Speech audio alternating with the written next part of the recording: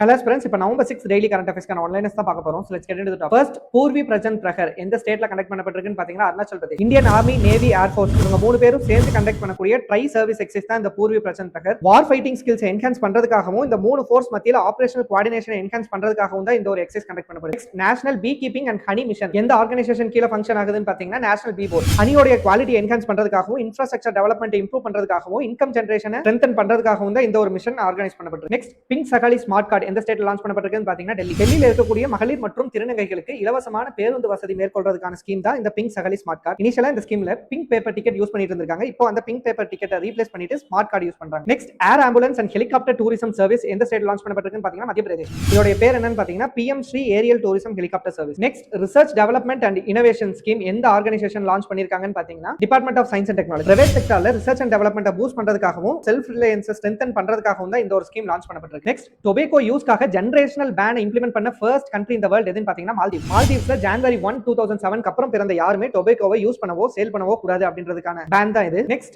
Asian youth games 2025 எங்க நடந்து முடிஞ்சிருக்குன்னு பாத்தீங்கன்னா பஹ்ரைன். இந்த ஈவென்ட்ல இந்தியா 13 கோல்ட், 18 சில்வர், 17 பிரான்ஸ் மெடலோட டோட்டலா 48 மெடல்ஸோட இந்த ஈவென்ட்டை கம்ப்ளீட் பண்ணிருக்காங்க. Next, second world summit for social development எங்க நடந்துட்டு இருக்குன்னு பாத்தீங்கன்னா கட்டார். ஹோப் இந்த வீடியோ உங்களுக்கு யூஸ்ஃபுல்லா இருந்திருக்கும் நம்புறேன். இதே மாதிரி டெய்லி கரண்ட் அஃபேர்ஸ் அப்டேட்ஸ்க்காக கைல் டிஎன்பிஎஸ்சி அகாடமி ஃபாலோ பண்ணிக்கோங்க. டிஎன்பிஎஸ்சி ப்ரிப்பேர் பண்றவங்களோட ஃப்ரெண்ட்ஸ்க்கு ஷேர் பண்ணுங்க. தேங்க்ஸ் ஃபார் வாட்சிங்.